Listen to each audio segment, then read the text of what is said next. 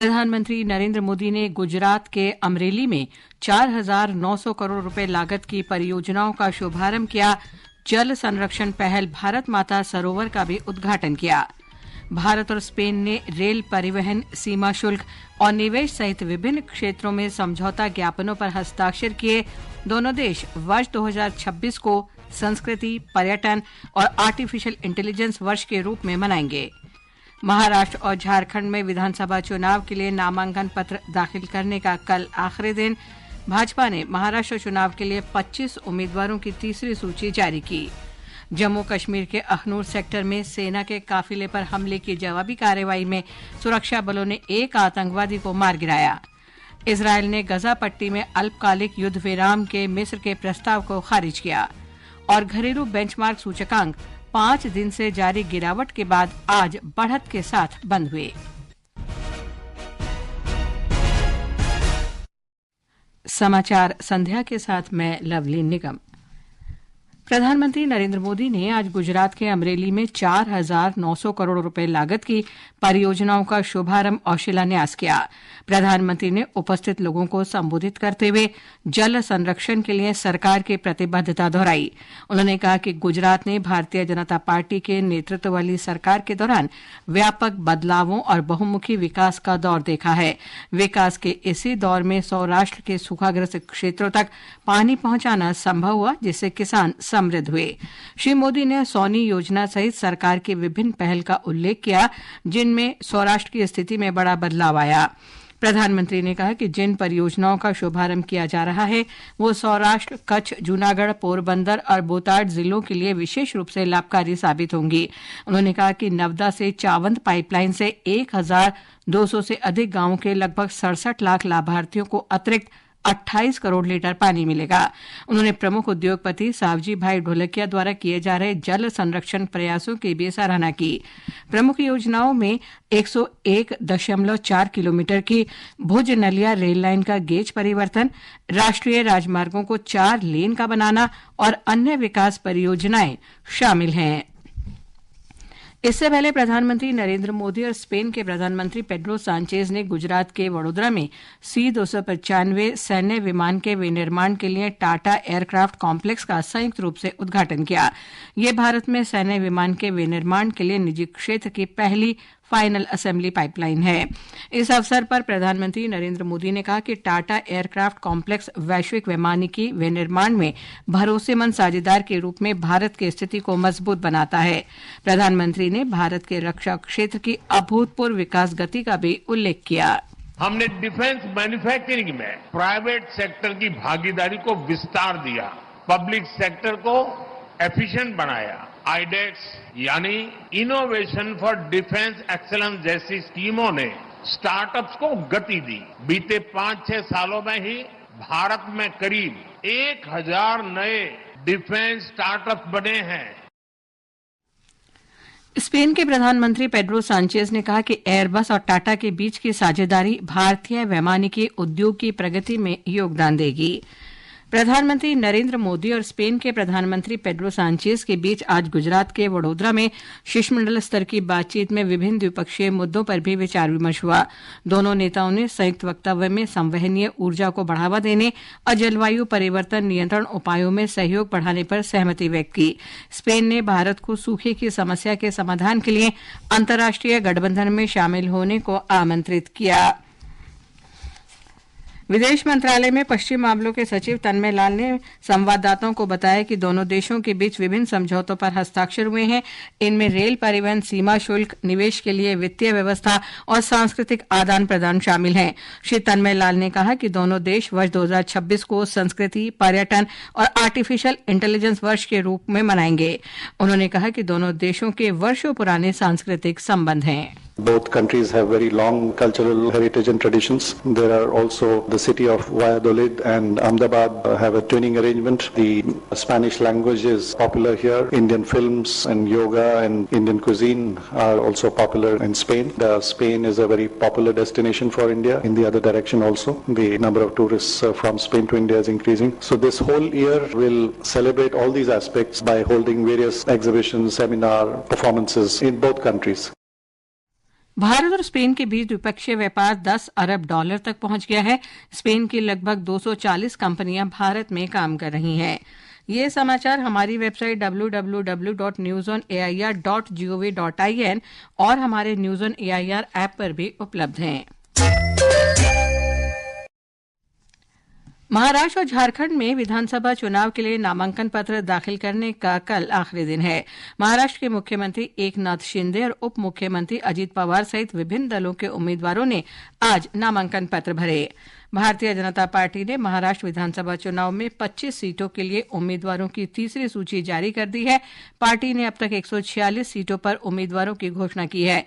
शरद पवार के नेतृत्व वाली राष्ट्रवादी कांग्रेस पार्टी ने 7 निर्वाचन क्षेत्रों के लिए अपने उम्मीदवारों की चौथी सूची जारी कर दी है। उधर झारखंड में विधानसभा चुनाव के पहले चरण के लिए नामांकन पत्रों की जांच आज पूरी हो गई। हमारे संवाददाता ने बताया कि इस चरण के लिए 805 उम्मीदवारों ने नामांकन भरे हैं। 43 विधानसभा क्षेत्रों में पहले चरण का मतदान 13 नवंबर को होगा, जबकि वोटों की गिनती 23 नवंबर को होगी। दूसरे चरण के चुनाव के लिए नामांकन पत्र दाखिल करने का कल अंतिम दिन है। इस चरण में 38 विधानसभा क्षेत्रों में 20 नवंबर को वोट डाले जाएंगे। नामांकन पत्रों की जांच 30 अक्टूबर को होगी, जबकि 1 नवंबर तक उम्मीदवार नामांकन पत्र वापस ले सकते हैं। इस बीच सर्च अभियान के दौरान 86 करोड़ 32 लाख से अधिक की अवैध सामग्री और नकद राशि बरामद की गई है। आकाशवाणी समाचार के लिए रांची से कृष्ण कुमार लाल। भारतीय साइबर अपराध समन्वय केंद्र ने बैंक खातों को हैक कर या दूसरों का बैंक खाता इस्तेमाल कर किए जा रहे अवैध भुगतान के खिलाफ चेतावनी जारी की है। धन शोधन के लिए अंतर्राष्ट्रीय साइबर अपराधी ऐसे बैंक खातों का इस्तेमाल कर रहे हैं। गृह मंत्रालय ने कहा कि हाल में गुजरात पुलिस और आंध्र प्रदेश पुलिस के छापों से ये तथ्य उजागर हुआ है कि अंतर्राष्ट्रीय अपराधियों ने गैर कानूनी डिजिटल भुगतान प्रणालियां स्थापित कर ली हैं और विभिन्न प्रकार के साइबर अपराधों के लिए इनका इस्तेमाल किया जा रहा है। गृह मंत्रालय कानून प्रवर्तन एजेंसियों के सहयोग से साइबर अपराधों से सुरक्षा के लिए सभी आवश्यक उपाय कर रहा है। ब्यौरा हमारे संवाददाता से। इन फर्जी खातों को विदेशों से नियंत्रित किया जाता है और इनके जरिए अवैध भुगतान प्राप्त किए जाते हैं। इन खातों को आपराधिक और अवैध लेन देन के लिए अंतर्राष्ट्रीय गिरोहों को उपलब्ध करवाया जाता है, जहां वे लोगों से अलग अलग तरीके से धोखाधड़ी कर धन एकत्र करते हैं। भारतीय साइबर अपराध समन्वय केंद्र ने नागरिकों को सलाह दी है कि वे अपने बैंक खाते, कंपनी पंजीकरण के प्रमाण पत्र या उद्यम आधार पंजीकरण के प्रमाण पत्र किसी के साथ साझा न करें। सुपर्णा सैकिया की रिपोर्ट के साथ सकलैन अख्तर, आकाशवाणी समाचार, दिल्ली। प्रधानमंत्री नरेंद्र मोदी रोजगार मेले के दौरान कल वीडियो कॉन्फ्रेंसिंग के माध्यम से नवनियुक्त युवाओं को 51,000 से अधिक नियुक्ति पत्र वितरित करेंगे। रोजगार मेला देश भर में 40 स्थानों पर आयोजित किया जाएगा। नवनियुक्त कर्मियों को IGOT कर्मयोगी पोर्टल पर उपलब्ध ऑनलाइन मॉड्यूल कर्मयोगी प्रारंभ के माध्यम से बुनियादी प्रशिक्षण प्राप्त करने का अवसर मिलेगा। प्रधानमंत्री कल धन्वंतरी जयंती और 9वें आयुर्वेद दिवस के अवसर पर नई दिल्ली में स्वास्थ्य क्षेत्र के विभिन्न परियोजनाओं का शुभारंभ और शिलान्यास करेंगे। इन योजनाओं पर लगभग 12,850 करोड़ रुपए की लागत आएगी। एक रिपोर्ट। श्री मोदी आयुष्मान भारत प्रधानमंत्री जन आरोग्य योजना को और विस्तार देते हुए 70 वर्ष और इससे अधिक आयु के सभी वरिष्ठ नागरिकों के लिए स्वास्थ्य कवरेज का दायरा बढ़ाएंगे। इससे सभी आय वर्ग के वरिष्ठ नागरिक लाभान्वित होंगे। स्वास्थ्य देखभाल के बुनियादी ढांचे को मजबूती देते हुए प्रधानमंत्री विभिन्न स्वास्थ्य संस्थानों का शुभारंभ और शिलान्यास करेंगे। वे मध्य प्रदेश में 3 चिकित्सा महाविद्यालयों का उद्घाटन करेंगे। श्री मोदी हिमाचल प्रदेश के बिलासपुर, पश्चिम बंगाल के कल्याणी, बिहार में पटना, उत्तर प्रदेश में गोरखपुर, मध्य प्रदेश में भोपाल, असम में गुवाहाटी और नई दिल्ली में विभिन्न अखिल भारतीय आयुर्विज्ञान संस्थानों में चिकित्सा सेवा के विस्तार और एक जन औषधि केंद्र का भी शुभारंभ करेंगे। इसके अतिरिक्त प्रधानमंत्री मध्य प्रदेश में 5 नर्सिंग कॉलेजों की आधारशिला भी रखेंगे। वे आयुष्मान भारत स्वास्थ्य बुनियादी ढांचा मिशन के अंतर्गत 21 गहन देखभाल केंद्रों का भी शिलान्यास करेंगे। सुपर्णा की रिपोर्ट के साथ समाचार कक्ष से सरफिरोजी। जम्मू में अखनूर सेक्टर के बट्टल गांव में आज सेना की एम्बुलेंस पर हुए हमले की जवाबी कार्रवाई में सेना ने एक आतंकवादी को मार गिराया। हमारे जम्मू संवाददाता ने खबर दी है कि आतंकवादी का शव बरामद कर लिया गया है। लगभग 3 आतंकवादियों ने आज सुबह लगभग 6 बजे सेना के काफिले की एक एम्बुलेंस पर गोलीबारी की। हमले में किसी जवान के हताहत होने की कोई खबर नहीं है। हालांकि घुसपैठिए मौके से भागने में सफल रहे। इलाके में घेराबंदी कर दी गई है। तलाशी अभियान जारी है। ये समाचार आकाशवाणी से प्रसारित किए जा रहे हैं। ताज़ा समाचार जानने के लिए आप हमारे social media handle X @AIR News Hindi को फॉलो कर सकते हैं। इजरायल के प्रधानमंत्री बेंयामिन नेतन्याहू ने गजा पट्टी में मिस्र के राष्ट्रपति अब्देल फतेह अल सीसी के अल्पकालिक संघर्ष विराम प्रस्ताव को मानने से इनकार कर दिया है। काहिरा में अल्जीरिया के राष्ट्रपति के साथ संयुक्त संवाददाता सम्मेलन के दौरान राष्ट्रपति सीसी ने इस प्रस्ताव की घोषणा की। इस प्रस्ताव में कई फलस्तीनी कैदियों के बदले इजरायल के 4 बंधकों को छोड़ने में सुविधा पहुंचाने के लिए 2 दिन के संघर्ष विराम का सुझाव दिया गया है। इसके बाद स्थायी संघर्ष विराम स्थापित करने के लिए 10 दिन तक वार्ता होगी। इस पहल के लिए इजरायल के सुरक्षा व्यवस्था और कई मंत्रियों से समर्थन मिलने के बावजूद नेतन्याहू इस प्रस्ताव के खिलाफ हैं। उन्होंने कहा कि वार्ता हमला जारी रहने के दौरान ही होगी।